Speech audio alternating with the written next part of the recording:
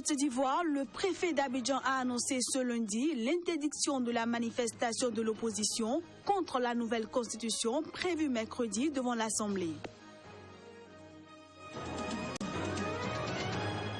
Pour avoir attaqué le domicile d'un ex-ministre en mai 2014 à Kasserine en Tunisie, 31 personnes ont été condamnées à mort ce vendredi.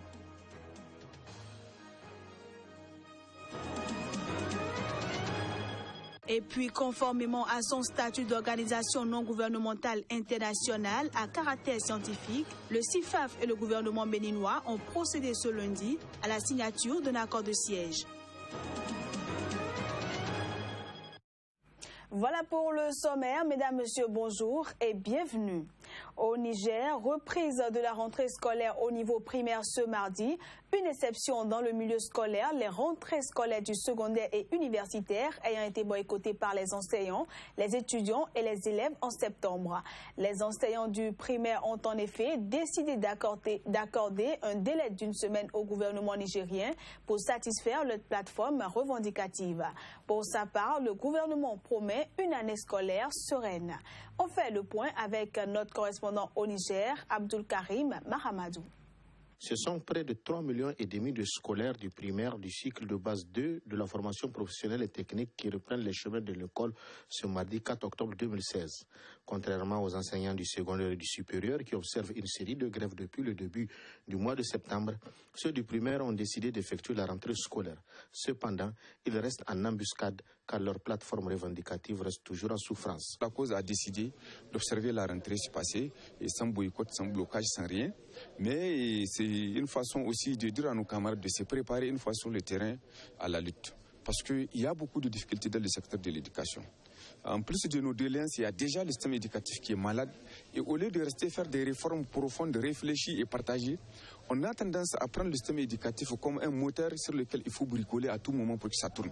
Nous estimons que ce n'est pas comme ça qu'il faut aller.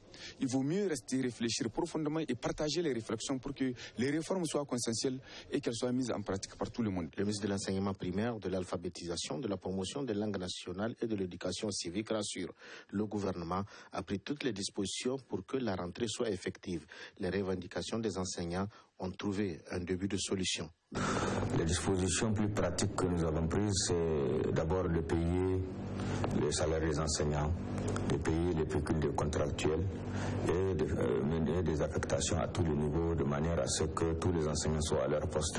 Les fournitures ont été acheminées partout au Niger de manière à ce que nous ne pensons pas qu'il y ait de quoi qui puisse empêcher à ce que la rentrée soit effective. La convergence pour une action unitaire des syndicats de l'éducation du Niger cause dit en tout cas rester sur ses gardes.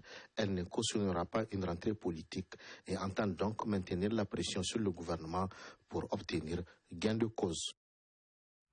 La manifestation de l'opposition ivoirienne prévue mercredi prochain devant l'Assemblée, où le président Alassane Ouattara doit présenter le projet de la nouvelle constitution, a été interdite. L'organisation du sit-in a été initiée par le Front populaire ivoirien FPI afin d'exprimer son désaccord aux députés.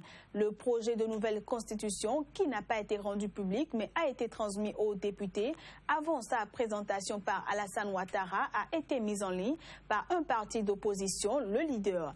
Le test ne présente pas de surprise par rapport aux grandes lignes déjà connues. Journée d'hommage à Thomas Sankara au Burkina Faso. Plusieurs personnes se sont rassemblées ce dimanche pour commémorer le 29e anniversaire de son décès. Les détails. L'hommage à Thomas Sankara a démarré par un symposium à la Maison du peuple du Burkina Faso. Environ 3000 personnes, majoritairement des jeunes venus de 10 pays africains, y ont pris part. Lors du symposium, les actions de l'ancien chef d'État burkinabé tout au long de sa gestion de 1983 jusqu'au coup d'État en 1987 ont été évoquées. Après le symposium, les participants ont marché dans les rues de Ouagadougou pour demander qu'enfin justice soit faite sur son assassinat. Aujourd'hui, l'assassin présumé Blaise Compaoré fait l'objet d'un mandat d'arrêt international. Nous sommes en train d'exiger son extradition vers le Burkina Faso devant ce peuple-là. À travers votre mobilisation, c'est un grand pas de géant qui est franchi vers la manifestation de la vérité, de la justice et de la réhabilitation pour le président Thomas Sankara. Pour la petite histoire, Thomas Sankara est arrivé au pouvoir par un coup d'État. Considéré comme le père de la révolution burkinabé, il a été assassiné lors d'un autre coup d'État ayant permis à l'ancien président Blaise Compaoré de venir à la tête du gouvernement. Actuellement en exil en Côte d'Ivoire, ce dernier a été inculpé pour assassinat, recel de cadavres, faux et usage de faux. Au Cap-Vert, le président sortant Joaquim Carlos Fonseca a été réélu au premier tour ce dimanche avec plus de 70% des voix. Ceci à l'issue d'un scrutin marqué par une abstention de plus de 60% selon des chiffres officiels partiels. Selon les résultats provisoires partiels publiés sur un site du gouvernement, Joaquim Carlos Fonseca, candidat du Mouvement pour la démocratie, était crédité de plus de 73% des suffrages.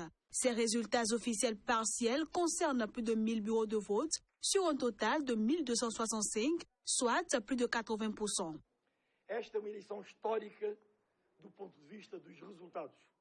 Ceci est une victoire historique du point de vue des résultats. La victoire que nous avons réalisée en gagnant dans toutes les îles et dans les circonscriptions électorales de la diaspora est la plus importante de la démocratie capverdienne. Da diáspora. É a mais expressiva de sempre na democracia cabo-verdiana. Era uma vitória esperada. Eu sempre disse que tinha a convicção.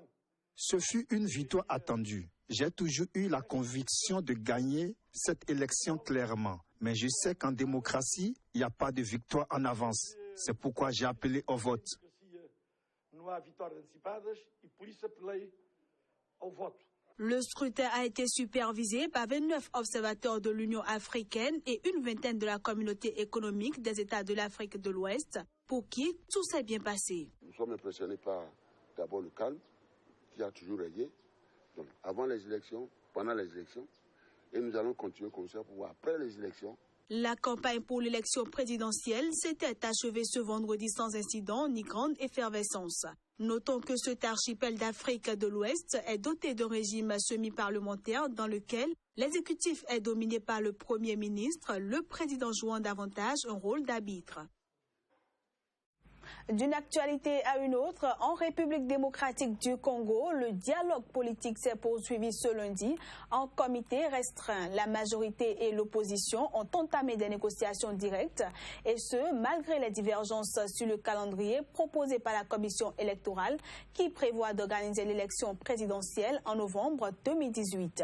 Les discussions de ce lundi portaient essentiellement sur la date du scrutin présidentiel qui doit être rapprochée selon l'opposition, mais maintenu à 2018 de l'avis des représentants de la majorité présidentielle. Samedi, la commission électorale a annoncé que la présidentielle, initialement prévue pour fin 2016, pourrait être organisée en novembre 2018. Si les différentes parties trouvent un compromis, un accord politique pourrait être signé dès la fin de cette semaine. Le projet d'accord politique prévoit le maintien du président Joseph Kabila au pouvoir jusqu'à l'élection de son successeur ainsi que la nomination d'un Premier ministre issu de l'opposition. Pendant ce temps, au Gabon, le Premier ministre Emmanuel Izosé Ngondé a annoncé ce dimanche soir la formation d'un gouvernement où quelques rares personnalités de l'opposition font leur entrée. Ceci, malgré les annonces répétées de large ouverture voulues par Ali Bongo Ondimba, réélu après une présidentielle contestée.